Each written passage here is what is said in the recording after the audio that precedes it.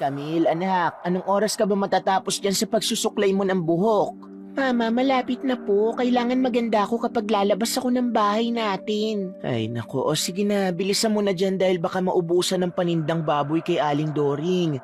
Wala tayong uulamin ito. Ito na nga po, Mama. Tapos na ako at aalis na nga po ako. O, sabihin mo kay Aling Doring na sa susunod na linggo na lang natin babayaran ang kukunin nating baboy ngayon, ha? Sa tuwing lalabas si Camille ng kanilang bahay, sinisiguro nito na maayos ang kanyang buhok at maayos ang kanyang mukha, kaya naman kapansin-pansin ang kanyang kagandahan sa kanilang bayan. Paglabas ni Camille sa kanilang bahay, napansin agad nito ang ilang kalalakihan na nakatingin sa kanya, kaya naman todo siya hawi sa kanyang buhok upang mas makita ng mga ito ang kanyang kagandahan. Magandang umaga sa'yo, Camille. Gusto mo ba ng taho? Libre na lang ito para sa'yo. Hindi, salamat na lang. Bawal sa akin na matatamis at baka tumaba ako. Ganun ba? Camille, baka naman pwede ako umakyat ng ligaw sa'yo mamayang gabi. Sorry, pero bawal umakyat ng ligaw sa akin ng katulad mo mukhang dugyot Ang tsaka. Grabe ka naman. Mabaho man ako pero kaya kitang buhayin. Ew, ayoko nga. Layuan mo nga ako. Naiinis na iniwan ni Camille ang vendor na manliligaw niya dahil hindi ito pasado sa kanyang panlasa, sapagkat isang diyosa ang tingin niya sa kanyang sarili. Nagpatuloy sa paglalakad si Camille hanggang sa mapadaan siya sa puno ng mangga at bigla na lamang humangin ng malakas dahil doon nagusot ang buhok nitong sinuklay niya ng mahigit kalahating oras. Hindi alam ni Camille kung bakit sa tuwing dadaan siya sa puno ng mangga na yun, lagi na lamang humahangin ng malakas at lagi ding nagugulo ang kanyang mahaba at magandang buhok. Bakit ba lagi na lang humahangin kapag napabadaan ako sa puno na to? Nakakainis naman. Bakit kasi hindi na lang putulin Galit na sabi ni Camille at inayos nito ang nagulong buhok at nagmadali na itong umalis sa tapat ng puno ng mangga. Nagtungo si Camille sa tindahan kung saan kukunin nito ang baboy na inuutos ng kanyang ina. Nang makuha naman niya ito, agad naman siyang naglakad pabalik sa kanilang bahay. Muli niyang nadaanan ang puno ng mangga at napansin niya ang isang lalaking nakatambay doon. Hindi pamilyar sa kanya ang mukha nito. Napahinto sa paglalakad si Camille pabalik sa kanilang bahay dahil pinagmasdan pa niya ang gwapong lalaki. Miss, may problema ba? Wala naman. Sandali, mukhang bagong salta ka lang yata dito sa amin Ngayon lang kasi kita nakita Oo, tama ka. Bago pa lang ako dito sa bayan nyo. Ako nga pala si George. Kaya pala, ako naman si Camille. Diyan lang ako nakatira. Mauna na ako sa'yo baka hinihintay na ako ng mama ko. Sige, ingat ka. Sa unang kita pa lamang ni Camille kay George, tila may kaba na siyang nararamdaman at hindi niya ito maipaliwanag. Dahil yun ang unang pagkakataon na kinabahan siya sa harapan ng isang lalaki. Pag-uwi ni Camille sa bahay nila, tinanaw pa nito si George mula sa kanilang bintana. At nang tumingin ito sa kanya, agad nitong binawi ang kanyang mga tingin sa lalaki. Sa unang pagkakataon, nakuha ang atensyon ng dalaga ng isang lalaki ngayon pa lamang nito nakita. Napahawak na lamang si Camille sa kanyang kumakabog na dibdib at nagtungo na lamang sa kanyang ina na nasa kusina. Mabuti naman nandito ka na. O anong sabi ni Aling Doring? Wala naman po, Mama. Teka, may bago po ba tayong kapitbahay dito? Bagong kapitbahay? Parang wala naman. Bakit mo naman naitanong? Wala po. Sige po, mag-aayos na po muna ako ng buhok ko. Okay, sige. Mamaya tulungan mo ako magluto dito, ha? Habang sinusuklay ni Camille ang kanyang buhok, iniisip nito kung bagong kapitbahay nga ba nila si George. Dahil kung ganun man, mas makakapagpapansin siya rito. Alam ni Camille na ngayon niya pa lamang naramdaman ang saya at kilig na naramdaman niya ngayon para kay George. Sa pagsapit ng gabi, napabangon si Camille sa kanyang higaan at hindi nito alam kung bakit tila may nagtutulak sa kanya na magtungo siya sa kanilang bintana. Pagtungaw ni Camille sa bintana, nakita nito si George na nakatambay pa rin sa puno ng mangga. Sinilip ni Camille ang kanyang ina sa silid nito upang tingnan kung natutulog na ito. At nang matiyak niyang tulog na ito, agad-agad siyang lumabas ng kanilang bahay. George, bakit nandito ka pa? Gabi na pero nandito ka pa rin sa ilalim ng puno ng mangga. Hindi kasi ako makatulog kaya tumambay na muna ako dito. Ikaw, bakit gising ka pa? Hindi rin ako makatulog. Kung gusto mo, mag-usap na muna tayo. Oo ba? Maupo ka na muna. Pwede ba doon na lang tayo mag-usap? Iba kasi ang pakiramdam ko sa punong ito eh. Tinuro ni Camille ang bakanting lote na hindi kalayuan sa kanilang bahay. Subalit tila napapaisip pa si George. Ngunit kahit nagdadalawang isip man ito, sinubukan pa rin itong sumunod kay Camille. Ngunit nakakailang hakbang pa lamang siya, nakaramdam na ito ng panghihina. At bigla na lamang humangi ng malakas. Pasensya ka na pero kailangan ko na palang magpaalam. Aalis ka na? Bakit naman? Baka kasi hinahanap na ako ng mga magulang ko eh. Okay, sige. Uuwi na rin ako. Paalam sa'yo, Camille. Hinintay lamang ni George na makalingat sa kanya si Camille at bigla na lamang itong naglaho. Paglingon ng dalaga sa kinaroroonan ni George ay hindi niya na ito nakita. Tumayo ang mga balahibo ni Camille sa dahilan na bigla ang pagkawala ng lalaki. Kaya't nagmadali na rin siyang pumasok sa kanilang bahay at baka magising pa ang kanyang natutulog na ina. Pagpasok ni Camille sa kanilang bahay, sumilip na muna ito sa bintana upang tanawin pa sana si George. Subalit hindi niya na talaga ito nakita kaya naman bumalik na siya sa kanyang silid upang matulog na. Napabuntong hininga si George nang bumalik siya sa kanilang kaharian at napalinga-linga sa paligid. Saan ka ba nanggaling? Pumanaw na ang iyong ama kaya oras na para ihanda mo ang iyong sarili para maging isang hari. Pumanaw na ang ama ko. Pero bago po ko hirangin na isang hari, kailangan ko na munang magkaroon ng isang sanggol na isisilang ng babaeng nasa mundo ng mga tao. Tama ka, George. Kaya kailangan mo na maghanap ng babaeng magsisilang ng iyong anak. Kailangan mo maging anyong tao para madala mo siya sa mundo natin. Sa mundo ng mga tikbalang. May nakilala na po ako, ina. Sa tingin ko siya na po ang magsisilang ng aking anak. Mabuti naman kung ganon. Alam ko na isa kang magiging magaling na hari ng mga tikbalang. Si George ay isang anak ng hari ng mga tikbalang at ng isang mangkukulam. Kaya naman kakaiba ang lakas nito sa ibang mga kasapi. Matagal nang gusto ni George ang maging hari ng mga tikbalang. Kaya naman sa tingin nito si Camille na ang magiging sagot sa kanyang mga naisin. Kailangan ni George manatili sa pagiging anyong tao upang makuha ang loob ng dalagang si Camille nang sa ganun ay madala niya ito sa kanilang mundo.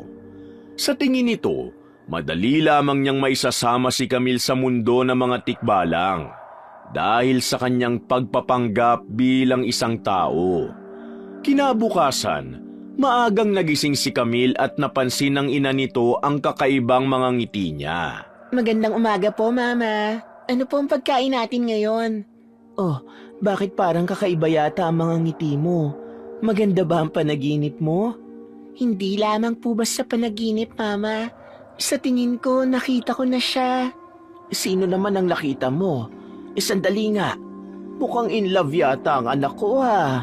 Naku, ipakilala mo sa amin yan ng papa mo. Mama naman, hindi ko pa siya jowa. Hindi pa nga nanliligaw eh. Mababa ka sa mukha ni Camille ang saya dahil sa tingin niya si George na talaga ang lalaking matagal niya nang hinihintay. Pagkatapos nga ni Camille kumain, agad nitong binuksan ang kanilang bintana at napangiti siya nang makitang nakatambay na naman si George sa ilalim ng puno ng mangga. Inayos ni Camille ang kanyang buhok at naglagay pa ng foundation sa mukha bago humarap kay George. Ayaw nitong madismaya sa kanya si George, kaya naman pati ang kanyang damit ay binago niya rin bago siya lumabas ng kanilang bahay. Hello, ang aga mo namang tumambay dito. Kumain ka na ba? Mabuti nandito ka na. Hindi kasi ako nakatulog kagabi. Bakit naman?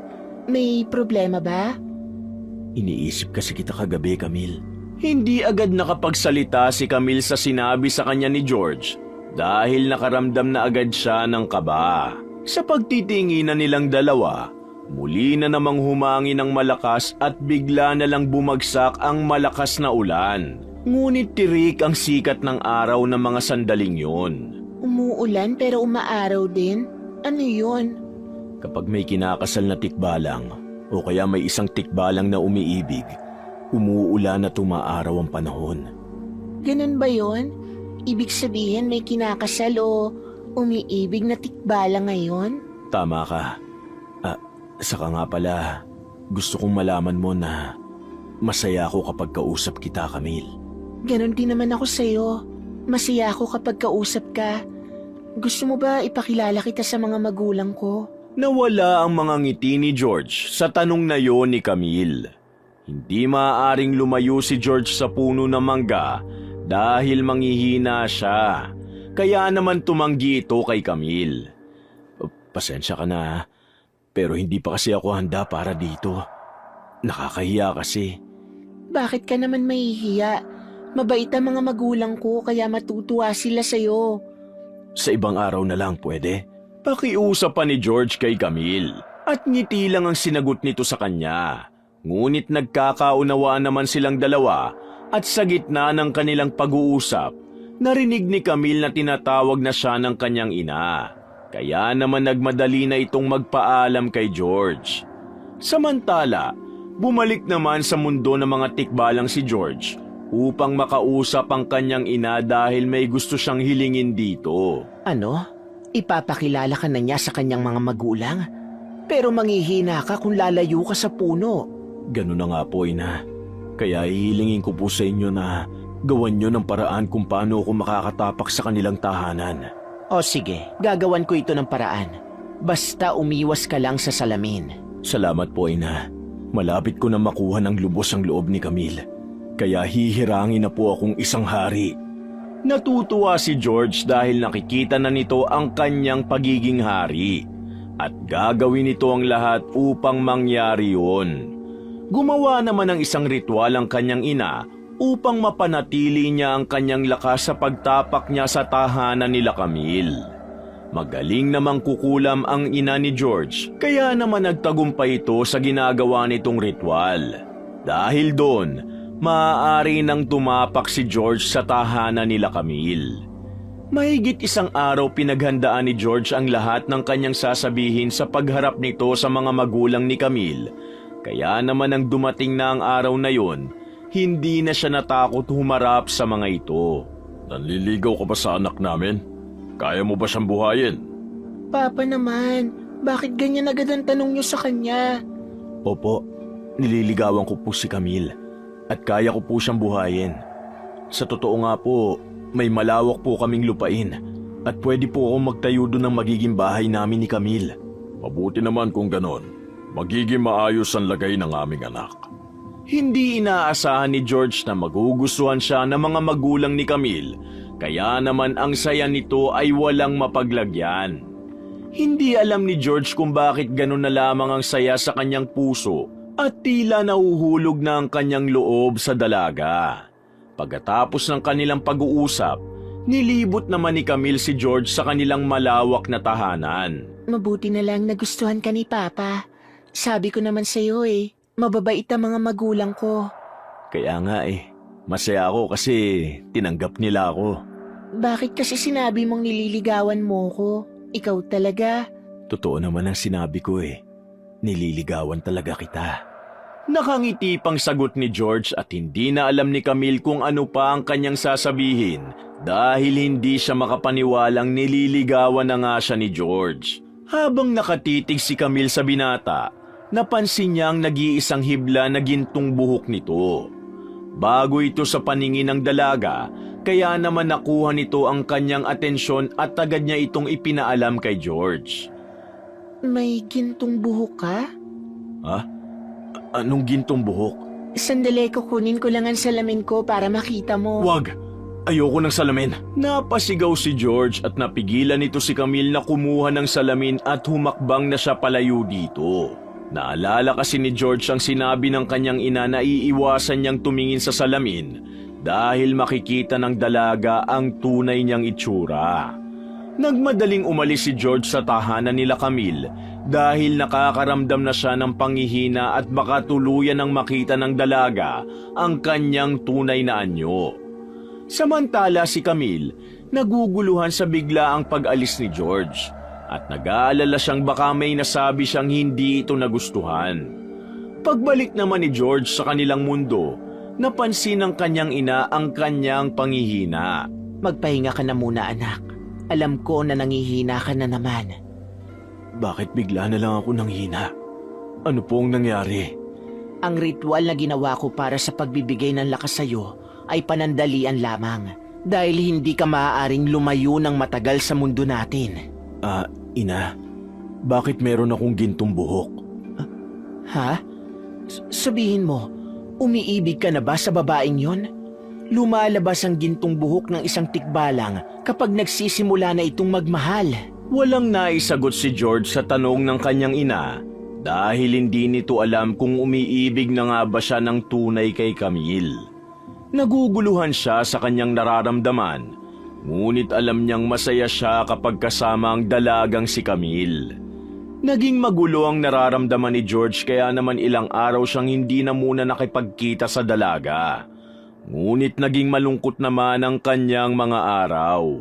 Ang dalagang si Camille naman, nalulungkot din at nag-aalala dahil ilang araw din siyang naghihintay kay George. Dahil hindi na ito tumatambay sa puno at nakailang balik na siya dito ngunit walang George ang nagpapakita sa kanya. Nasa na kaya siya?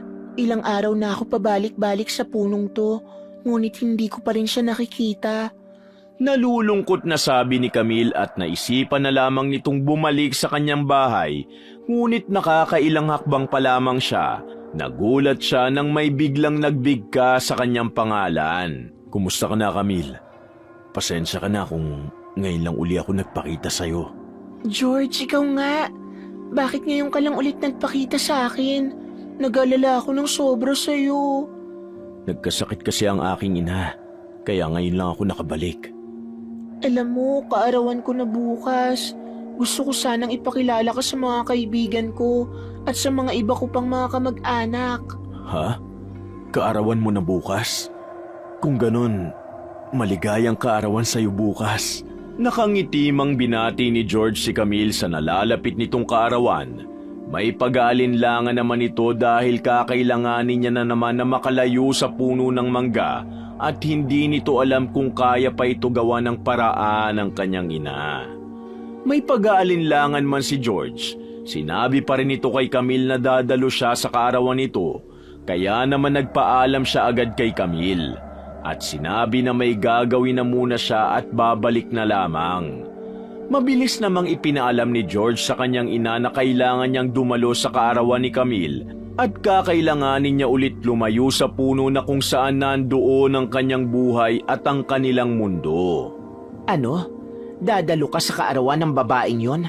Ngunit delikado ito para sa'yo, anak. Alam ko po, ina. Ngunit kailangan ko makadalo sa kanyang kaarawan para tuluyan niya akong pagkatiwalaan at nang sa ganun madadala ko na siya dito sa mundo natin. Alam kong tatagal ng ilang oras ang pagdiriwang ng kaarawan ng isang tao. At alam mo na hindi ka maaaring tumagal na malayo sa mundo na siyang buhay mo. Pero ina, kung hindi ko ito gagawin, paano na? Mawawala ng tiwala sa akin si Camille at hindi ko na siya madadala sa mundo natin at hindi na ako magiging hari. O siya, sige na. Gagawan ko na lamang ito ng paraan.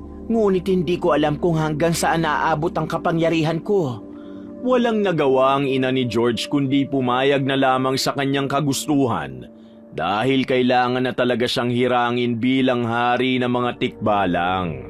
Pinagbuti ng kanyang ina ang paggawa ng ritual para makatagal siya sa mundo ng mga tao. At dahil malakas namang kukulam ang kanyang ina, nakagawa ito ng malakas na ritual na magbibigay ng matagal na buhay kay George sa mundo ng mga tao. Nang dumating na ang kaarawan ni Camille, lahat ng kanyang bisita ay naghihintay sa masayang pagdaraos ng kanyang kaarawan. Anak, bakit naman malungkot ka? Kaarawan mo ngayon kaya ngumiti ka naman. Kasi naman ma, hanggang ngayon wala pa rin si George. Paano ko hindi siya magpunta sa kaarawan ko? Anong hindi pupunta? Ayan na nga siya oh. Camille, maligayang kaarawan sa'yo. Napakaganda mo ngayon. George, akala ko hindi ka na pupunta eh. Pinag-alala mo naman ako. Halika ipapakilala kita sa mga kaibigan ko. Hinawakan ng mahigpit ni Camille ang kamay ni George at dinala niya ito sa kanyang mga kaibigan upang ipakilala ito. Nang makita naman ng mga kaibigan ni Camille si George, napahanga ang mga ito dahil sa gwapong mukha ng binata. Siya ba ang nobyo mo, Camille? Ang gwapo naman pala eh. Oo, siya ang nobyo ko. Si George nga pala. Nobyo mo na ako? Talaga ba? Oh, bakit parang nagulat ka pa? Oo na, sinasagot na kita at nobyo na kita ngayon. Hindi makapaniwala si George sa sinabi ni Camille na kasintahan na siya nito. Dahil doon, sobrang saya ng nararamdaman niya. Tumagal ng ilang oras ang pamamalagi ni George sa mundo ng mga tao at malayo sa puno na siyang buhay niya.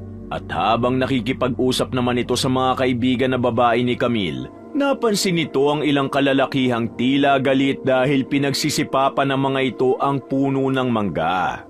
At dahil doon, nakaramdam ng panghihina si George na agad napansin ni Camille.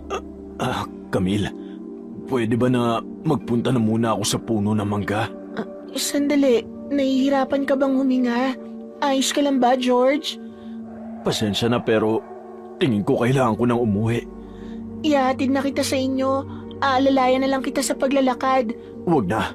Kaya ko pa namang umuwi mag-isa. Uwi na ako. Bukas na lang ulit tayo magkita. Nagmadaling magtungo si George sa puno ng mangga upang sawayin ang mga kalalakihang umaabuso sa puno na siyang buhay niya. Nang mapansin naman ng mga kalalakihan na papalapit na si George sa kanila, agad nila itong hinarang sa dadaanan nito. Isa sa mga kalalakihan ang matagal nang manliligaw ni Camille. Ngunit inayawan ito ng dalaga dahil mayabang ito at walang paggalang. Hoy, ikaw ang nobyo ni Camille, di ba? Oh, bakit? At sino ka ba para abusuhin ang punong yan? Anong abusuin? Wala kang pakialam kung sipa-sipahin kong punong to. Inago mo sa akin si Camille kaya humanda ka. Huwag kang magkakamaling saktan ako. Dahil kung hindi na natuloy ang sasabihin ni George dahil mabilis siyang sinuntok sa mukha ng dating manliligaw ni Camille. Ngunit ng mga sandaling yun, bumalik na ang lakas ni George dahil malapit na ito sa puno ng mangga. Kaya naman walang pag-aalinlangan na ginantihan nito ang dating manliligaw ng dalaga. Tinignan na masama ni George ang dating manliligaw ni Camille at tinulak niya ito ng malakas at dahil sa kakaibang taglay na lakas ni George, talagang tumalsik sa malayo ang lalaking hambog. Nakita naman ni Camille ang ginawang pananakit ni George sa kanyang dating manliligaw, kaya agad niya itong pinuntahan sa puno ng mangga. George, ano nangyayari dito? Oh, bakit may dugo sa labi mo? Huwag mo ko alalahanin, ayos lang ako. Bumalik ka na sa mga bisita mo at uuwi na rin ako. Ayos lang kaya si Berto? Mukhang nakatulog na yata siya sa ginawa mo. Nararapat lang sa kanya ang ginawa ko. At ikaw naman, bumalik ka na sa mga bisita mo. Uuwi na ako at bukas na lang tayo ulit magkita. Sige, mag-iingat ka sa pag-uwi. Hinintay ni George na makabalik ng ligtas si Camille sa bahay nito bago pa man siya tuluyang bumalik sa kanyang mundo. Samantala, ang dating manliligaw ni Camille ay nanatiling walang malay nang iwan nito ni George dahil hindi nito kinaya ang kakaibang lakas ng binata. Nang bumalik naman si George sa kanilang mundo, napansin ng kanyang ina ang malungkot niyang muka at nakaramdam ito ng pag-aalala sa kanya. Nandito ka na pala anak. Oh, kumusta ang kaarawan ni Camille? Bakit mo ka malungkot kay hata? Ina, bakit ganito ang nararamdaman ko sa babaeng yon? Bakit hindi na siya nawawala sa isip ko? Bakit nalulungkot ako sa tuwing hindi ko siya nakikita? Mukhang umiibig ka na yata sa dalagang yon. Wala namang masama kung umibig ka sa isang tao. Ngunit magugustuhan ka ba niya kung sakaling malaman niya kung ano talaga ang tunay mong anyo? Alam kong malabong mahalin niya ako, ina. Ngunit ipapangako kong madadala ko siya sa mundo natin at magsisilang siya ng isang sanggol na lalaki. At sa ganun, baka matutunan niya na rin akong mahalin sa tunay na ako. Sana nga ibigin ka niya. At alam ko na magiging isa kang magaling na hari ng mga tikbalang. Kaya ngayon pa lang, kinikilala na kitang isang hari. Naguguluhan man si George sa kanyang nararamdaman kay Camille, subalit alam niya sa kanyang sarili na hindi niya kayang mawala ang dalaga. Kaya naman lahat ay gagawin niya, madala lamang niya si Camille sa kanilang mundo. Si Camille naman, hindi magawang makatulog matapos ang pagdiriwang ng kanyang kaarawan. 10:00 na ng gabi ngunit gising pa rin siya at walang humpay na iniisip si George. Bakit gising ka pa rin, anak? Hindi ka pa ba inaantok? Mama, iniisip ko po kasi si George eh. Alam niyo, sa tingin ko, mahal na mahal ko na po siya. Naku ka, talagang bata ka. Itulog mo na nga yan at isara mo na yung bintana mo. Baka mamaya silipin ka pa ng tikbalang dito. Tikbalang? Bakit may tikbalang po ba talaga, Mama? Sa pagkakaalam ko, gawang kwento lang naman yan ng mga matatanda eh. Totoo ang mga tikbalang, anak. At minsan na rin ako may nakilala na isang tikbalang. Napatingin ng seryoso si Camille sa kanyang ina dahil sa sinabi nito, na minsan na rin itong may nakilalang isang tikbalang. Hindi pinaniwalaan ng dalaga ang kwento patungkol sa mga tikbalang dahil ang pagkakaalam niya ay gawa-gawang kwento lamang ito ng mga matatanda dahil walang patunay na talagang meron ngang mga tikbalang. May nakilala na kayong tikbalang? Totoo po ba talaga yan, Mama? Oo, anak. Taong 1996, nasa edad akong 18 nang makilala ko ang isang tikbalang na si Eddie. Mabuti siya sa akin at aaminin ko na. Minahal ko talaga siya. Ngunit inilayo ako sa kanya ng lolo mo at wala na akong nagawa. Mula nun hindi na rin kami nagkita pang muli. Nakakatakot naman yung kwento mo, Mama. Ayoko na po mapakinggan yan. Mabuti na lang hindi nyo nakatuluyan yung tikbalang na yun. Dahil kung hindi, baka naging anak pa ako ng tikbalang. Hindi na pinatapos ni Camille ang kwento ng kanyang ina dahil natatakot lamang siya at hindi niya talaga gustong makarinig ng kwento patungkol sa mga tikbalang. Pinilit na lamang ni Camille na makatulog ng gabing yon at nasasabik siya kinabukasan dahil muli niya na namang makikita si George. Kaya naman nang sumapit na ang umaga sa pagmulat ng mga mata ni Camille, agad nitong naisip si George at dali-dali siyang nagtungo sa salamin upang tingnan ang kanyang itsura. Anak, mababasag na talaga yung salamin natin kakatingin mo dyan. Mama naman, sinisiguro ko lang naman na maayos at maganda ako bago humarap kay George. Matanong ko nga lang, ikaw ba naipakilala na ni George sa kanyang mga magulang? Hindi niya pa po ako naipapakilala, Mama. Saka, hindi pa naman ako handa na makilala ang mga magulang niya eh. Pero anak, kapag pinakilala ka ng isang lalaki sa mga magulang nito, doon mo lang malalaman na talagang seryoso nga siya sa'yo. Napaisip si Camille sa sinabi ng kanyang ina dahil may punto rin naman ito. Kaya mabilis itong dumungaw sa kanilang bintana at nakita niya nga na nakatambay na si George sa puno ng mangga at agad niya naman itong pinuntahan. Magandang umaga sa'yo, George. Camille, ikaw pala. Ang saya palagi ng araw ko kapag nakikita kita. At lahat ng dahon sa punong ito sumasayaw kapag magkasama tayo. Kakaiba yata ang mga ngiti mo ngayon. May masaya bang nangyari sa'yo? Ikaw ang pinakamasayang nangyari sa akin, Camille. Kaya sa tingin ko, dapat na kitang ipakilala sa aking mga magulang. Talaga? Ipakikilala mo na ako sa mga magulang mo? Hindi makapaniwala si Camille na talagang ipakikilala na siya ni George sa mga magulang nito. Kaya naman natutuwa siya dahil alam niyang seryoso talaga sa kanya si George. Nakakaramdam man ng saya si Camille, hindi pa rin maalis ang takot nito na baka hindi siya magustuhan ng mga magulang ni George. At sa mga sandali naman na nagkatinginan ng kanilang mga mata, hindi inaasahan ni Camille na hahalikan siya ni George sa kanyang mga labi. Sa paghalik sa kanya ni George, kasabay nito ang pagbuhos ng malakas na ulan at paghangin ng malakas. Umuulan na. Sumilong na muna tayo sa puno.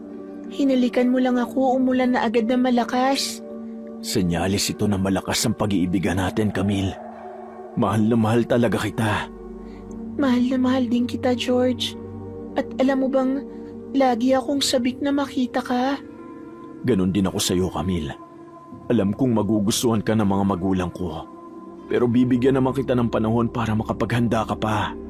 Parehong saya ang nararamdaman ni Camille at George ng mga sandaling yun. Dahil ramdam nila na tunay ang kanilang pagmamahalan. At sabik na ring makilala ni Camille ang mga magulang ni George. Ngunit kailangan niya muna itong paghandaan. Kailangan din itong malaman ng kanyang mga magulang at alam niyang matutuwa ang mga ito para sa kanya. Pagkatapos ng kanilang pag-uusap, bumalik agad si Camille sa kanilang bahay at pinaalam agad nito sa kanyang ina ang magandang balita. Ma! Ma!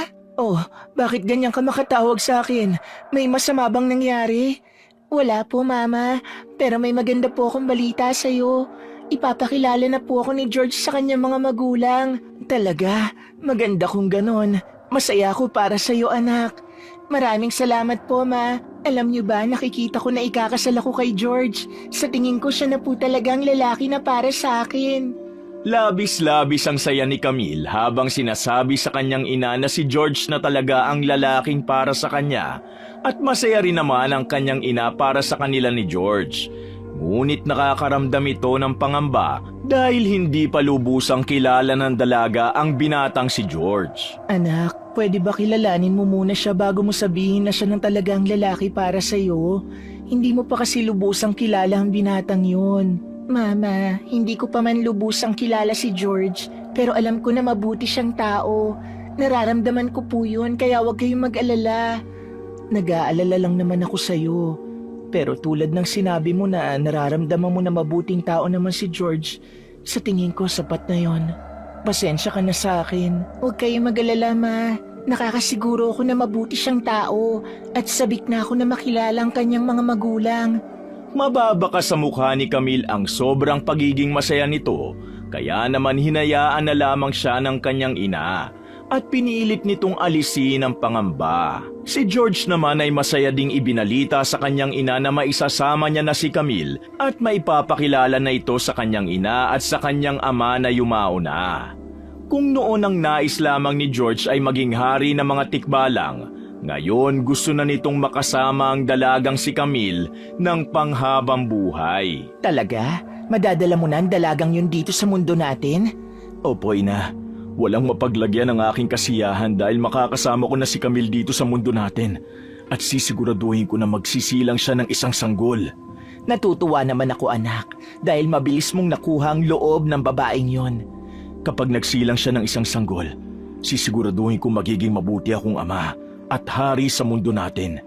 At sana mahalin ako ni Camille kahit na ganito ang tunay kong anyo. Tiningnan ni George ang kanyang sarili sa malinaw na tubig at nakita niya ang tunay niyang anyo kaya naman nakaramdam siya ng takot na baka hindi na siya mahalin ni Camille. Alam ni George na nakakatakot ang kanyang tunay na anyo, ngunit talagang napamahal na siya sa dalaga, kaya naman sisiguraduhin ito na maisasama niya si Camille sa kanilang mundo. Ilang araw din ang binigay ni George kay Camille upang makapaghanda para sa araw na ipakikilala niya na ito sa kanyang mga magulang.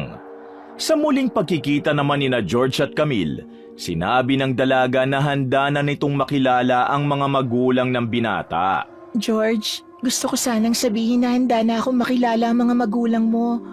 Maaari ko na ba silang makilala ngayon? Ano? Handa ka na makilala ang mga magulang ko? Camille, kahit anong oras pwede mo silang makilala. Kung ganun, ano pang hinihintay natin? Pumunta na tayo sa inyo at ipakilala mo na ako sa mga magulang mo. Oo naman, Camille. Humawa ka sa kamay ko at ipikit mo ang iyong mga mata. Bakit naman kailangan ko pang ipikit ang mga mata ko? Magtiwala ka sa akin, Camille. Nagtataka man si Camille kung bakit kailangan niya pang ipikit ang kanyang mga mata. Hindi pa rin ito nag-alinlangan na sundin si George at ipinikit nito ang kanyang mga mata. Pakiramdam ng dalaga na tila lumulutang siya at nakaramdam siya ng panlalamig, dahilan upang tumayo ang kanyang mga balahibo sa katawan. Walang kaalam-alam si Camille na patungo na siya sa mundo ng mga tikbalang kung saan ang mundo ni George. Sa pagmulat ng mga mata ni Camille, kakaibang paligid na ang kanyang nasilayan at malayo ang itsura nito sa kanyang mundo, kaya naman nagtaka na ito. At pagtingin niya kay George ay nagbago na ang anyo nito. Ha? Tikbalang! Camille, huwag ka matakot. Ako ito si George. Ako ang lalaking minamahal mo. Paanong ikaw si George? Gwapo siya, tigit sa lahat. Tao siya, hindi tikbalang na katulad mo. Ako si George at ito ang tunay na anyo ko, Camille. Nag-anyong tao ako para makuha ko ang loob mo. Hindi totoo ito. Hindi ikaw si George. Tikbalang ka at kahit kailan hindi ako iibig sa tulad mo. Nakakatakot ka! Hindi talaga makapaniwala si Camille na ang taong minahal niya ay isang tikbalang. At nakakaramdam na siya ng takot kay George dahil iba na ang anyo nito na kanyang nakikita. Mababakas naman sa mukha ni George ang matinding lungkot dahil hindi tanggap ni Camille ang tunay na anyo nito at ramdam din niya ang takot ng dalaga sa kanya. Subalit sinubukan niya pa itong lapitan. Ngunit tinulak lamang siya ng dalaga dahilan para bumagsak siya sa lupa. Matinding panlalait ang natanggap ni George mula kay Camille, kaya naman nang marinig ito ng kanyang ina, agad nitong ginamitan ng kapangyarihan ng dalaga upang hindi ito makagalaw. Huwag mong sasaktan ang anak ko. Kung gusto mo makabalik sa mundo mo, kailangan mong sumunod sa ipag-uutos namin sa'yo. Ikaw ang nanay niya? Bakit niyo to ginagawa sa akin? Bakit hindi ako makagalaw? Hindi ko aalisin ang kapangyarihan na pumipigil sa iyong paggalaw hanggat hindi ka pumapayag sa gusto namin. Bakit? Ano bang kailangan niyo sa akin? Ano bang ipag-uutos niyo? Pabalikin niyo na ako sa amin. Naiiyak na lamang si Camille ng mga sandaling yon at natatakot na dahil hindi nito alam ang kanyang napuntahan. Makakabalik ka lamang sa mundo mo kung magsisilang ka ng isang sanggol na lalaki. Ano? Magsisilang ako ng isang sanggol na lalaki? Nahihibang na ba kayo? Hindi ko gagawin yan! Kung hindi mo gagawin, magiging alipin ka dito sa mundo ng mga tikbalang ng panghabang buhay. Hindi maaari! Hindi niyo ito pwedeng gawin sa akin! Napahagulgol na lamang si Camille sa sinabi ng ina ni George at sa kanyang malakas na pag-iyak, sumasakit na ang tenga ng iba pang mga tikbalang.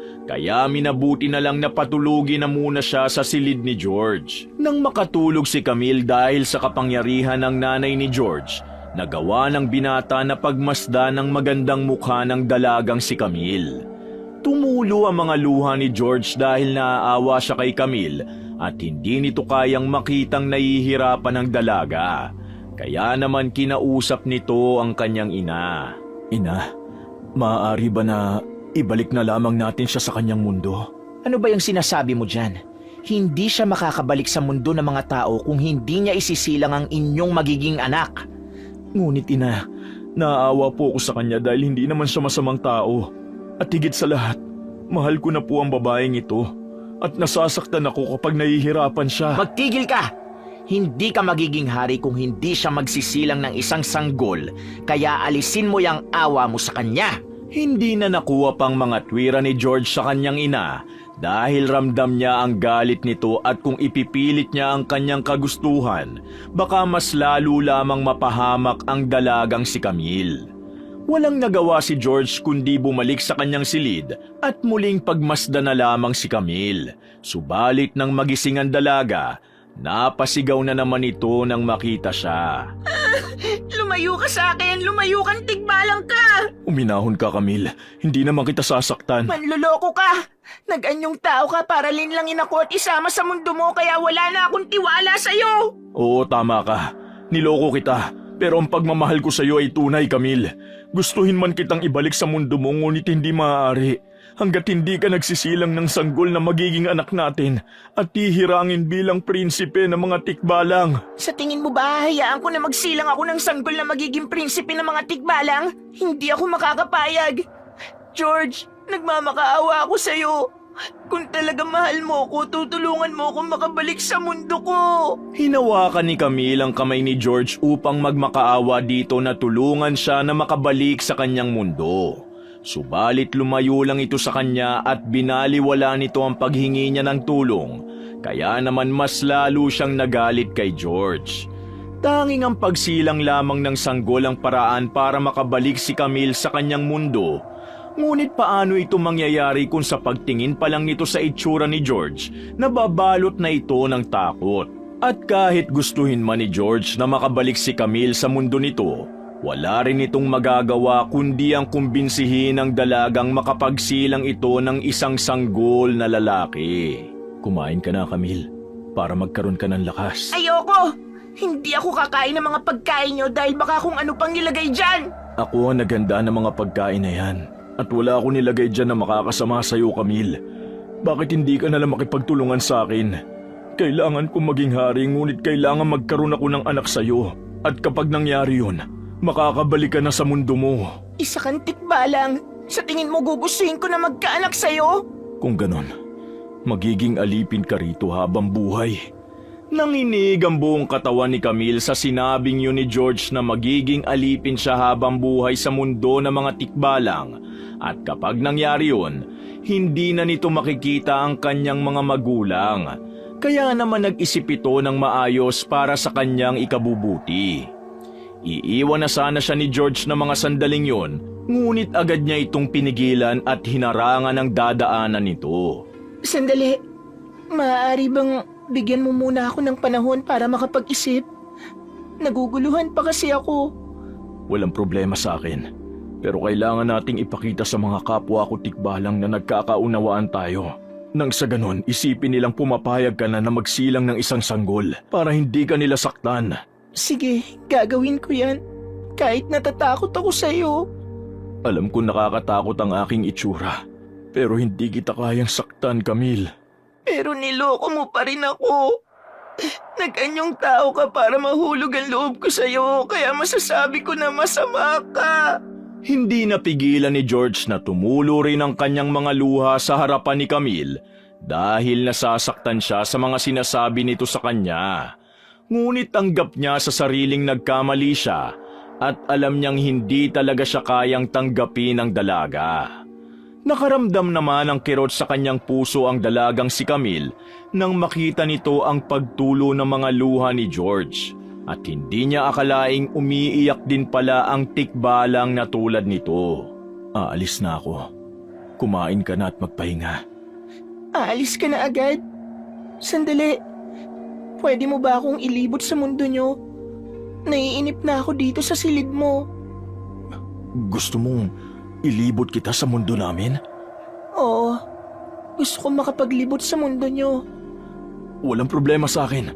Humawa ka sa kamay ko at magtiwala ka na ligtas ka na kasama ako. Sa pagkakataon na yon, hindi nag-alinlangan si Camille na sumama kay George na libutin ang mundo nito dahil sa totoo lang, may pinaplano ang dalaga. Dinala ni George si Camille sa bahaging lugar ng kanilang mundo kung saan ikinakasal ang dalawang tikbalang na nag-iibigan.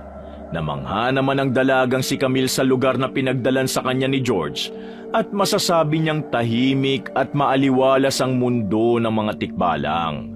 Si George naman, nakaramdam ng saya nang makita nitong nakangiti na ulit ang dalagang si Camille. Ang ganda naman dito. Pero matanong ko lang, saan bang dinadaanan mo patungo sa mundo ng mga tao? Bakit mo na itanong? Nagbabala ka ba na tumakas? Ano? Hindi Hindi ako nagbabalak na tumakas. Nagtatanong lang naman ako eh. Huwag kang magtangka na tumakas dahil magbubukas lang ang lagusan patungo sa mundo ng mga tao kung magsisilang ka na ng sanggol. Sa sinabi na yun ni George, tila nawawala na ng pag-asa si Camille na makaalis sa mundo ng mga tikbalang dahil ang tanging paraan lang talaga ay magsilang siya ng isang sanggol upang makabalik na siya sa kanyang mundo. Pinagpatuloy naman ni George ang paglilibot nila ni Camille sa kanilang mundo at habang ginagawa nila yon, napansin ng dalaga na may muling tumubong gintong buhok kay George at naisip niya kung ano bang mangyayari kapag binunot niya ang gintong buhok nito. Kaya naman lumapit siya kay George upang subukang bunutin ito. Nagulat naman si George sa ginawang paglapit sa kanya ni Camille at sinubukan ng dalaga na bunutin ang kanyang gintong buhok. Ngunit agad niya itong napigilan. Bakit parang takot ka na bunutin ko ang gintong buhok mo? Hindi ko na maaaring bunutin ang gintong buhok ko dahil mapanganib yun kung gagawin mo. Ang gintong buhok ko ang magiging buhay ng ating anak habang nasa sinapupunan mo siya. Iyon ay kung magsisilang ako ng sanggol. Paano kung hindi? Tulad ng sinabi ko sa iyo na habang buhay kang magiging alipin sa mundo ng mga tikbalang kung hindi ka magsisilang ng isang sanggol. Naiinis na ako sa'yo. Bakit ba hindi mo na lang ako tulungan makaalis sa mundong ito? Alam kong may iba pang paraan. Hindi na napigilan ni Camille na ilabas ang kanyang galit dahil pakiramdam niya wala talagang balak si George na tulungan siyang makabalik sa kanyang mundo na hindi nagsisilang ng isang sanggol. Sinigaw-sigawan ng dalaga si George ngunit nanatili lang itong tahimik at pinakikinggan lamang ang kanyang mga hinaing. Bumalik na tayo sa kaharian at magpahinga ka na. Huwag mong baliwalain ang mga sinasabi ko. Dahil baka maisipan kong tumalon na lang sa bangin na ito kaysa magsilang ng sanggol. Sige, tumalon ka na kung yan ang gusto mo. Tatalon talaga ako. Akala mo hindi ko kayang gawin? Dahil sa kawalan ng pag-asa ni Camille, nagawa talaga nitong tumalon sa bangin kung saan nakatayo sila ni George. At sa kanyang pagbulusok pa ibaba, mabilis ding tumalon si George upang sagipin siya. Inakala ng dalagang wala na siyang buhay ngunit nang imulat niya ang kanyang mga mata, nagulat siya nang makita si George at muli niyang nakita ang pagtulo ng mga luha nito. Muling nakaramdam naman ng kirot sa kanyang puso ang dalagang si Camille sa nakita nitong lungkot sa mga mata ni George. Hindi na nakapagsalita pa si Camille ng mga sandaling yon at hindi nito namalayang nakabalik na sila sa kaharian. Saan kayo nanggaling? Nilibot ko lamang siya sa ating mundo. Tila nagkakaunawaan na yata kayo. Pumapayag na ba siya na magsilang ng sanggol? Hindi pa ako pumapayag. At hindi talaga ako papayag na magsilang ng sanggol na magiging kawangis nyo lang din naman. Ang papangit na mga itsura nyo. Mga halimaw kayo. Sa panlalait na yun ni Camille, narinig ito ng isa pang tikbalang na nakatataas din ang posisyon sa kaharian na yun. Tumingin ng masama ang nakatataas na tikbalang na si Pinunong Timik at walang pakundangang inalisa ng boses ang dalaga. Hindi nito gustong makarinig ng masasakit na salita laban sa kanilang itsura. At nakikita ni Pinunong Timik na walang pagsisisi ang dalagang si Camille sa panlalait nito sa kanila. Pinunong Timik, anong ginawa mo sa kanya? Kakaiba ang tabas ng dila ng babaeng yan. Kaya nararapat lang na bigyan ko siya ng parusa. Ipatawag niyo ang mga kukulam na si Agatha para siyang magbigay ng nararapat na parusa sa babaeng ito. Ngunit Pinunong Timik, siya ang babaeng magsisilang ng sanggol na hihirangin maging prinsipe. Wala na ang aking ama kaya nararapat lang na ako ang hirangin na maging hari. Ngunit mangyayari lamang yun kung magsisilang ang babaeng ito ng sanggol na lalaki. Kaya huwag niyo siyang bigyan ng parusa. Tumigil ka! Alam ko na ikaw ang nararapat na susunod na maging hari. Ngunit nararapat lang na parusahan ko ang babaeng ito kung magsisilang siya ng sanggol. Aalisin ko ang parusa sa kanya at ibabalik natin siya sa kanyang mundo. Wala nang nagawa pa si George sa desisyon ni Pinunong Timik dahil kung ipipilit nitong alisin ang parusa kay Camille, baka mas mabigat pa ang maranasan nito. Sa pagkakahatol naman ng parusa kay Camille, isang malakas na mangkukulam ang magbibigay sa kanya ng parusa at wala nang nagawa pa ang dalaga kundi tanggapin na lamang ito. Ikaw pala ang nakatakdang magsisilang ng sanggol na hihirangin bilang prinsipe ng mga tikbalang. Ngunit ikaw ay aking parurusahan para magtanda ka sa iyong mapanakit na mga salita. Anong parusa ang ibibigay niyo sa kanya? Dahil mapanakit ang kanyang mga salita at hinamak niya ang itsura ng mga tikbalang, siya ay gagawin kong isang maitim na bruha. Sa malakas na pagtawa ng mangkukulam, itinaas nito ang kanyang tungkod at itinapat ito kay Camille at naging isang maitim na bruha ang dalaga na ikinagulat naman ni George. Napatingin naman si Camille sa malinaw na tubig at napasigaw ito ng malakas nang makita ang kanyang nakakatakot na itsura. Bumalik man ang boses ng dalaga, Pumangit naman ang itsura nito at doon niya naranasan na laitin ang mga tikbalang na nakapalibot sa kanya. Anong ginawa niyo sa magandang mukha ko? Bakit nagkaganito? Aalisin lamang ang parusa sa'yo kung magsisilang ka ng isang sanggol. At kapag nangyari yun, makakabalik ka na rin sa mundo mo. Kaya kung ako sa'yo, magiging mabait ako at susunod sa pinag-uutos ng mga tikbalang. Napakasama mo! Napakasama niyong lahat! Camille, halika na at dadaling kita sa silid ko nang sa ganun maitago mo yung mukha mo. Dinala ni George si Camille sa kanyang silid upang maitago ang nakakatakot na mukha nito. At tanging pag-iyak na lamang ang nagawa ng dalaga dahil nawala na ang kanyang magandang mukha. Dahil dito ay nahihiya na rin itong humarap kay George. Pinakalma naman ni George si Camille dahil masyado ng maraming luha ang inilalabas nito. At alam niyang napapagod na rin ito sa pag-iyak. Ngunit ang dalaga ay masama pa rin talaga ang loob. Kumuha si George ng isang dahon upang ipuna sa mga luha ni Camille. At kahit na pumangit ang dalaga, maganda pa rin ito sa kanyang paningin. Bakit lumalapit ka pa rin sa akin? Mas hamak na pangit na ako ngayon kesa sa'yo. Hindi importante sa akin ang itsura mo, Camille. Dahil ang pagmamahal ko ay totoo. Mahal mo pa rin ako kahit mas pangit na ako sa'yo. Nilait kita at ang buong lahi mo. Kaya bakit nananatili ka pa rin na mabuti sa akin? Dahil mahal kita. Mahal kita kahit ano pa man ang maging itsura mo. Saka pareho naman na tayong pangit ngayon. Kaya huwag ka nang umiyak. Napangiti ang dalagang si Camille sa sinabing yun ni George. At hindi nito nauunawaan kung bakit muli niyang naramdaman ang kaba sa kanyang dibdib na naramdaman niya nung unang araw na makilala nito si George. Nararamdaman ni Camille na totoo ang pagmamahal at pagmamalasakit sa kanya ni George, kaya naman pinunasan na nito ang kanyang mga luha. At minabuti nito nang umiti na lamang at tanggapin kung ano man ang kanyang itsura ngayon. Tama ka. Pareho na tayong pangit ngayon.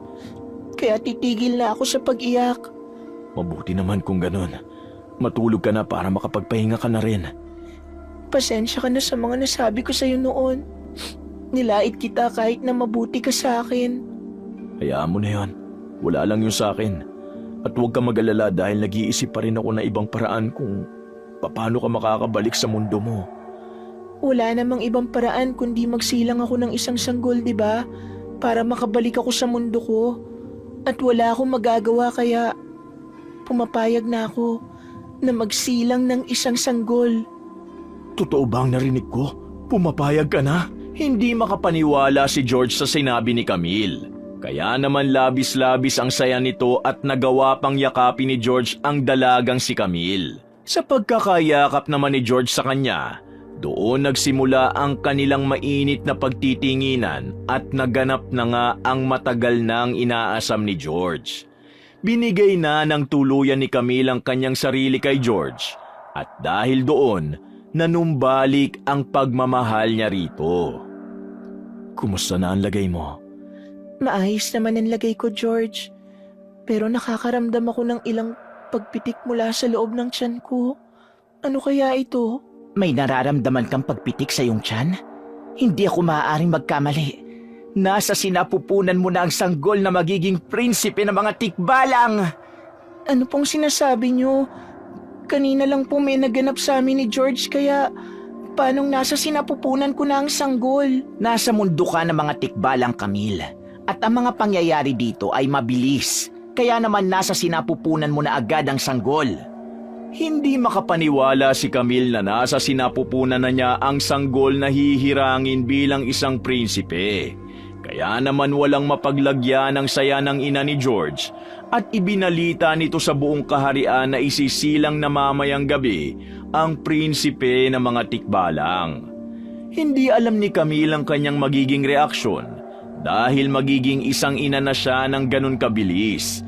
At hindi pa talaga siya handang maging ina ngunit bigla nitong naalala na kapag isinilang niya na ang sanggol na nasa sinapupunan niya, makakabalik na siya sa kanyang mundo at dahil doon, natuwa ang dalaga.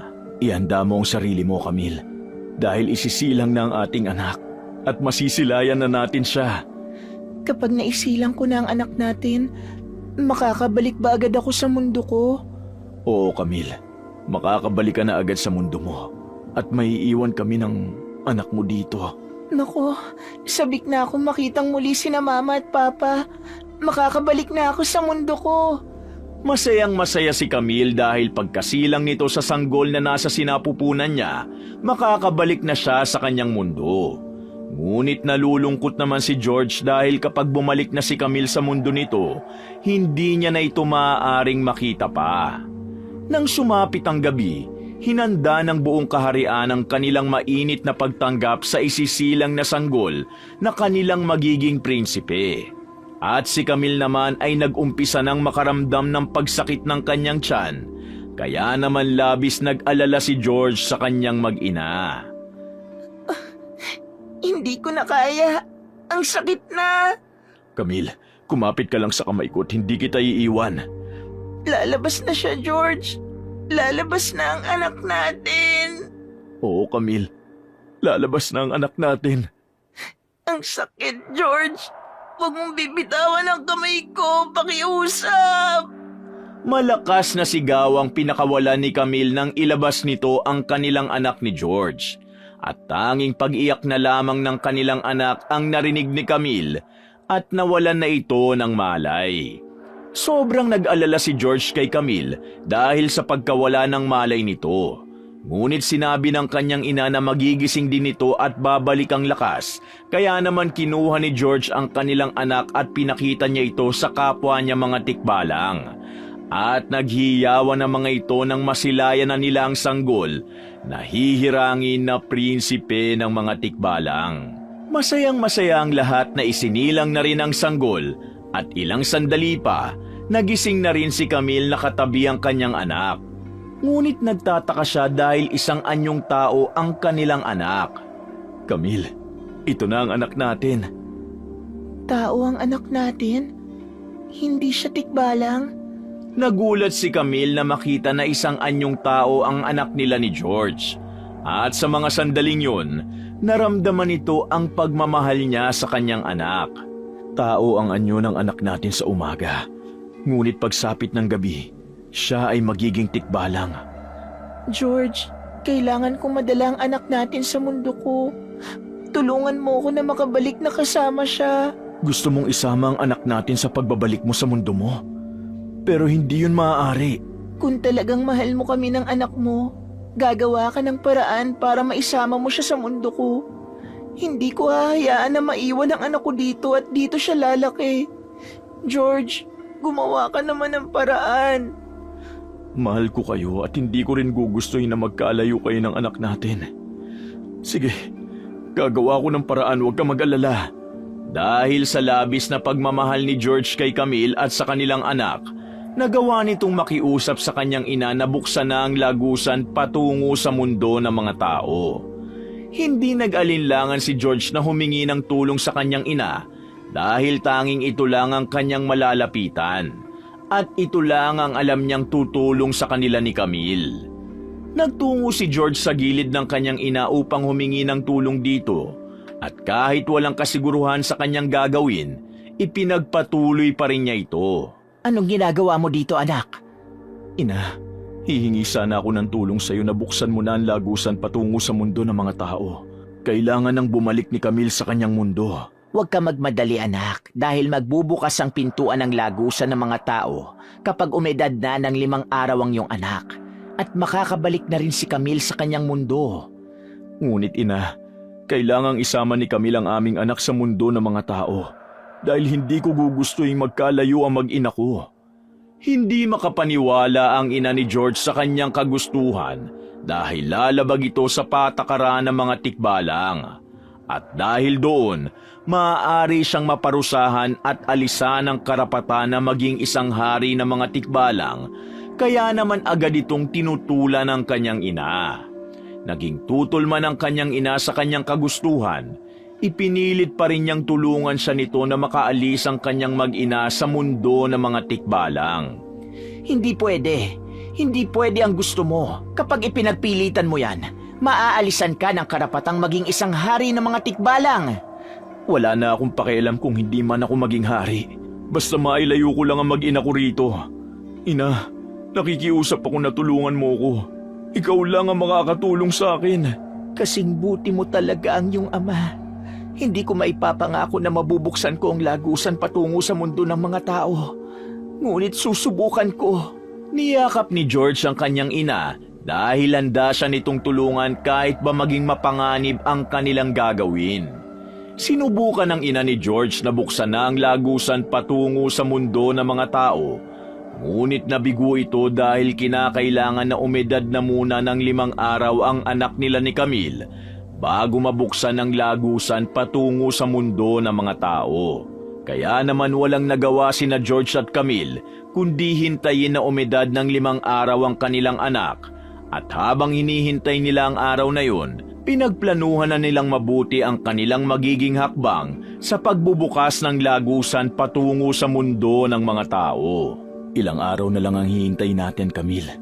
Makakabalik ka na sa mundo mo kasama ang anak natin. Nasasabik na talaga ako makabalik sa mundo ko kasama ang anak natin. Pero George, paano ka?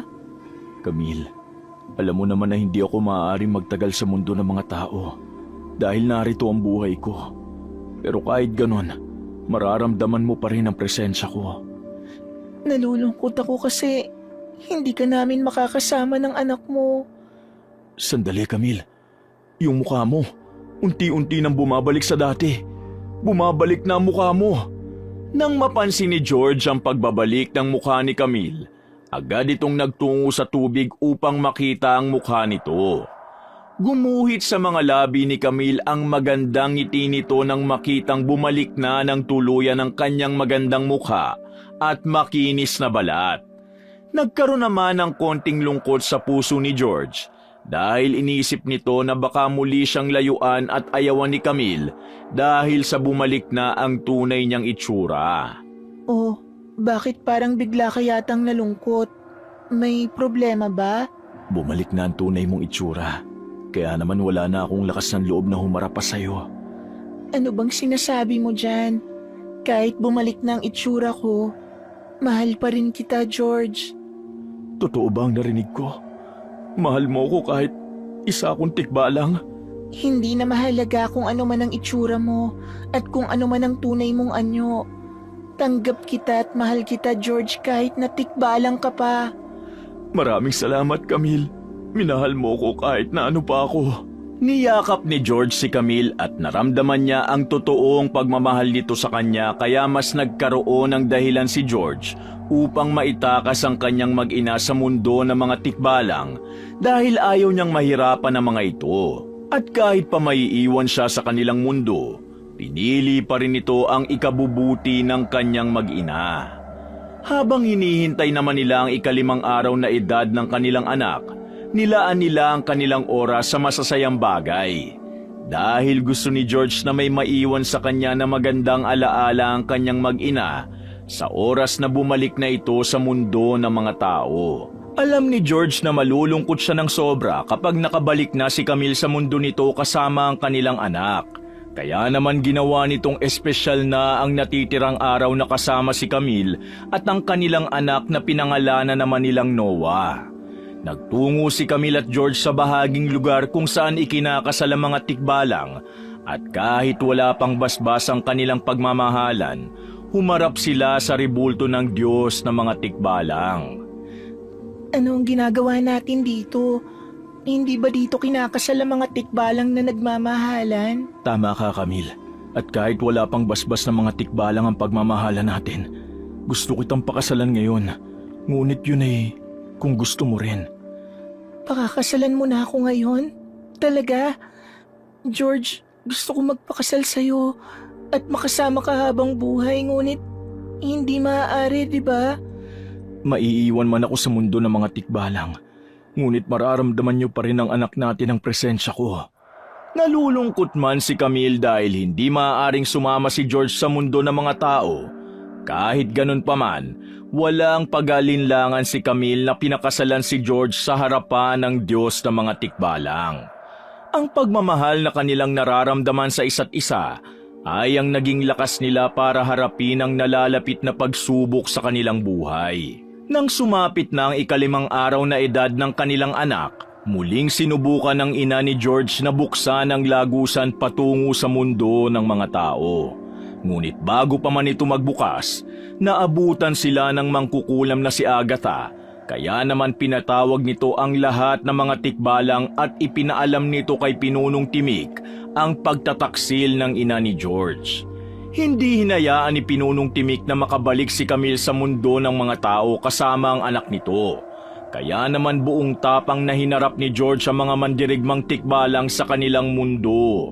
Inutusan naman ni Pinunong Timik ang mga mandirigmang tikbalang na dakpin si George at ang ina nito. Kasama na rin si Camille at ang sanggol na sinilang nito. Ngunit hindi ito hinayaan ni George at nakipaglaban ito sa mga mandirigmang tikbalang. Hindi ko hahayaan na saktan niyo mag-ina ko at ibubuhos ko ang lakas ko para maprotektahan lang sila. Kung ganun, mapipilitan kaming gamitan ka ng dahas at sisiguraduhin ko na madadakip ka ng mga mandirigmang tikbalang. Bakit hindi na natin umpisa ng labanan, Pinunong Timik? Mga mandirigmang tikbalang, dakpin niyo ang taksil na ito! Inutusan ni Pinunong Timik ang mga mandirigmang tikbalang na dakpin si George. Ngunit nagsitalsikan lamang ang mga ito dahil kakaiba ang lakas ni George. Kahit nahihirapan na ang mga mandirigmang tikbalang sa pagdakip sa kanya, nagpatuloy pa rin ang kanilang labanan ngunit hindi nagtagumpay ang mga ito na dakpin si George. Kaya naman pinatawag na ni Pinunong Timik ang mga malalaking ibon at inutusan ng mga ito na dakpin si George. Samantala, si Camille ay hawak na ng mangkukulam na si Agatha at binabalak na itong saktan ngunit napigilan ito ng ina ni George.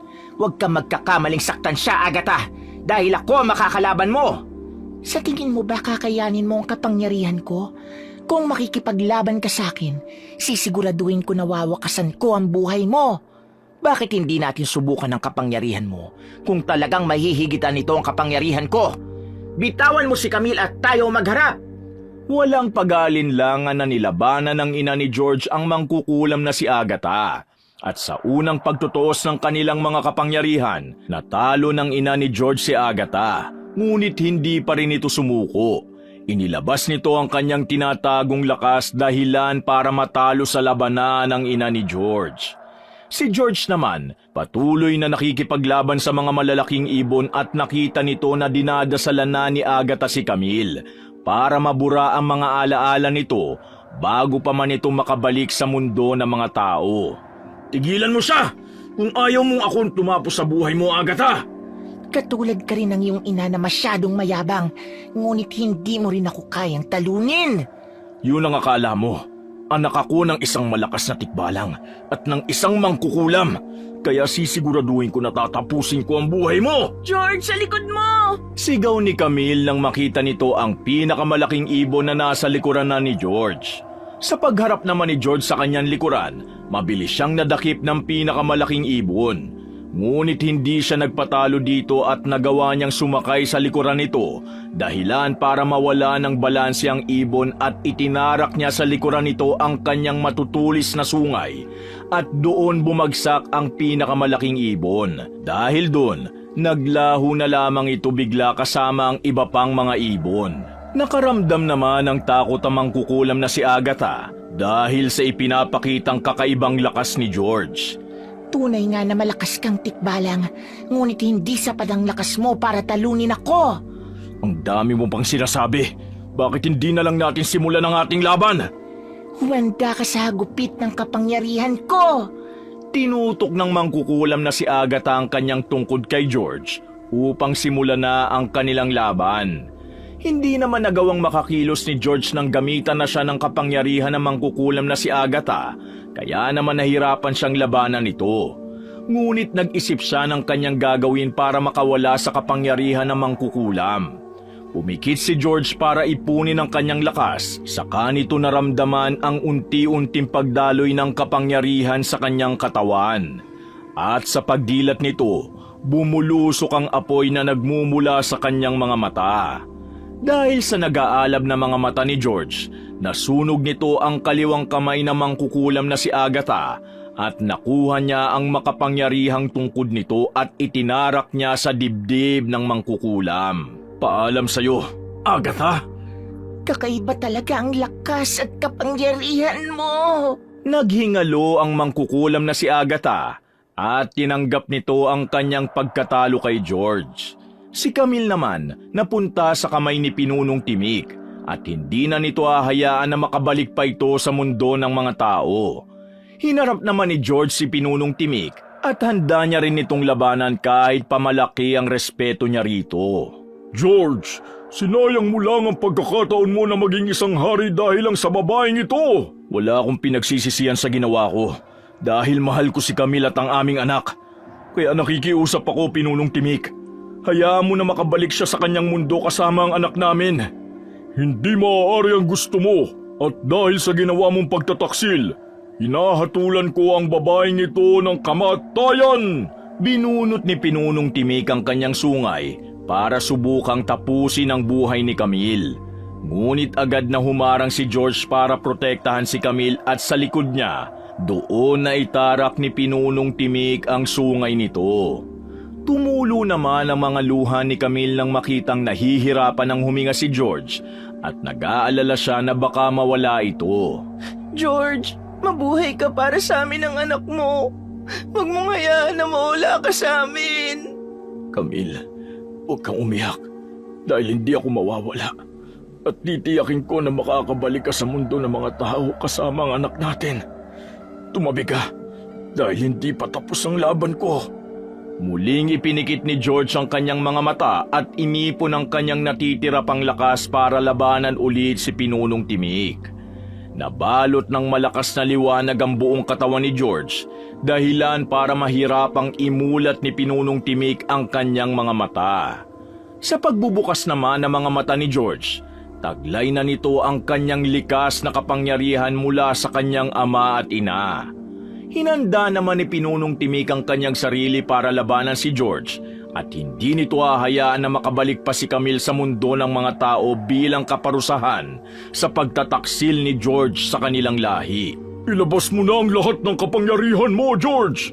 Dahil kapag ikaw ay nadakip ko, titiyakin ko na mabubulok ka sa madilim na pitan! Hindi mo ko kayang talunin, Pinunong Timik, dahil ako pa rin ang karapat dapat na maging hari. Mayabang ka talaga, George! Dahil dyan, mas gusto ko na lang wakasan ang buhay mo. Kaya humanda ka! Sinugod ni Pinunong Timik si George at ginamit nila ang kanilang natitirang mga lakas sa laban at walang gustong magpatalo sa kanila. May malakas na kapangyarihan din na tinataglay si Pinunong Timik dahil ang ama nito ay isa sa mga malalakas na tikbalang noon. Kaya naman nahirapan si George na talunin ito. Gamit ang matulis na sungay ni Pinunong Timik, nagawa nitong sugatan ng ilang bahagi ng katawan ni George at mas lalong nararamdaman ang tensyon sa pagitan ng dalawa. Marami ka nagsugat, George. Kaya kung ako sa'yo, sumuko ka na lang nang sa ganun mabuhay ka pa. Hindi mo ko tatalunin, Pinunong Timik.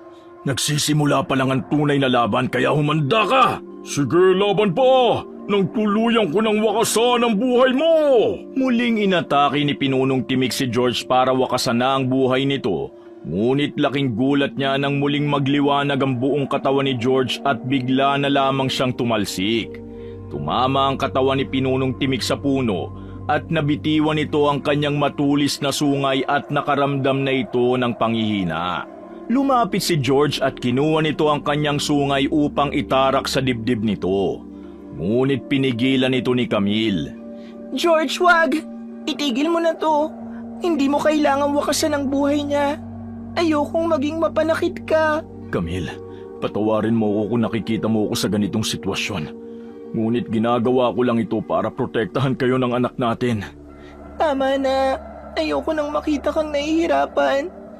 Bukas na ang lagusan patungo sa mundo ng mga tao. At kailangan ko nang makabalik doon. Tiningnan ni George ang lagusan patungo sa mundo ng mga tao.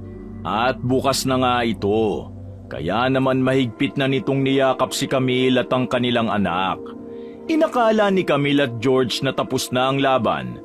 Ngunit bumangon si Pinunong Timik at kinuha nito ang kanyang sungay. At sa pagharap ni George dito, agad nitong itinarak sa dibdib niya ang sungay nito. Nakaramdam man ng panghihina si George. Nagawa pa rin itong bunutin sa kanyang dibdib ang sungay ni Pinunong Timik. At sa pagkakataong ito, hindi na siya nag-alinlangan na itarak din ito sa dibdib ng masamang nilalang. Parehong bumagsak sa lupa sina George at Pinunong Timik at kapwa nangihina ang mga ito. George, huwag ka mamamatay! Lumaban ka! Camille, bumalik ka na sa mundo mo dahil ilang sandali na lang. Magsasara na ang lagusan patungo sa mundo ng mga tao. Pero hindi kita pwedeng iwan sa ganyang sitwasyon mo. Kapag nagsara na ang lagusan, hindi ka na makakabalik sa mundo mo. Kaya bilisan mo na. Huwag mo ko intindihin. Mabubuhay ako, Camille. Pangako. Hindi man gusto ni Camille na iwan na lang sa ganong lagay si George, ngunit kinailangan na nitong makabalik sa kanyang mundo. Kaya naman lumisan na siya kahit masakit pa sa kanya na hindi na nila ito makakasama ng kanyang anak. Sa pagpasok ni Camille sa lagusan patungo sa mundo ng mga tao kasama ang anak nila ni George, bumungad sa kanya ang kanilang lumang bahay. Malaki ang pinagbago sa paligid ng kanilang tahanan. At nakita ni Camille ang dati niyang manliligaw na si Berto na mukhang nasa edad 50 na. Gayong siya naman ay walang ipinagbago ang itsura. Tumanda na ang mga tao sa mundo ni Camille, ngunit nanatiling bata at nasa edad na 18 pa rin ang kanyang mukha at pangangatawan. Mama? Papa? Nasaan po kayo? Pagpunta niya sa kanilang bakuran, nakita niya ang kanyang ina na tinatahi pa ang paborito niyang damit noon. Sino ba yung maingay at sigaw ng sigaw? Mama, ako po ito si Camille, ang anak niyong maganda. Camille? Anak? Ikaw nga yan. Bumalik ka na, anak ko. Mama, sobra ko po kayong namiss ni Papa. Saka nga po pala, ito ang apo niyo, si Noah. Ano? May apo na ako? May anak ka na? Paano ito nangyari at paanong sa tagal ng panahon na nawala ka? Hindi makapaniwala ang ina ni Camille na meron na siyang anak sa kanyang pagbabalik at hindi man lang tumanda ang kanyang itsura. Kaya naman agad nagpatawag ang kanyang ina ng isang albularyo ngunit pinigilan ito ni Camille dahil hindi maaaring malaman ng iba ang nangyari sa kanya sa mundo ng mga tikbalang. Dahil maaaring mapahamak ang anak nila ni George na si Noah. Minabuti na lamang ni Camille na sabihin sa kanyang ina ang totoo dahil alam niyang maniniwala ito at kaya nitong itago ang tunay na nangyari sa kanya. Mama, napunta po ako sa mundo ng mga tikbalang dahil kay George. Isa po siyang tikbalang. Napunta ka sa mundo ng mga tikbalang? Anak, ibig sabihin ba nito? Tikbalang ang ama ng batang ito at si George yun? Opo, Mama. Si George ang kanyang ama at isa ding tikbalang ang aking anak. Ngunit magpapalit lang siya ng anyo pagsapit ng gabi. Camille, paano ito nangyari sa'yo? Bakit ikaw pa ang natipuhan ng tikbalang na si George? Nilinlang niya tayo. Alam mo ba na namatay ang iyong ama dahil akala niya nakipagtanan ka na? Nabigla si Camille nang malaman na patay na pala ang kanyang ama dahil sa kanyang bigla ang pagkawala. Napahagulgol na lang siya at hindi matanggap na namatay ang kanyang ama nang dahil sa kanya. Habang umiiyak si Camille, narinig nito ang maingay na tunog na nagmumula sa labas ng kanilang bahay. Daglian siyang tumahan at dumungaw siya sa bintana. At doon niya nakita na pinuputol na ang puno ng mangga na siyang buhay naman ni George. Mabilis na lumabas si Camille sa kanilang bahay para pigilan ang mga taong gustong putulin ang puno ng mangga. Sandali, bakit niyo pinuputol ang puno na yan? May nakabili na ho kasi ng lupang tinitiray ka ng punong ito. Kaya kinakailangan ng putulin. Pwede ko po bang malaman kung sino ang nakabili ng lupang ito? Baka pwede ko po siyang pakiusapan. Ako nakabili ng lupang yan. Bakit, miss? Hindi makapaniwala si Camille na ang tindero ng taho na noon na nilalait-lait niya ang siyang nakabili ng lupa na tinitirikan ng puno ng mangga. Matanda na ang tindero ng taho at hindi na rin malinaw ang paningin nito. Kaya naman hindi na nito namukhaan pa si Camille.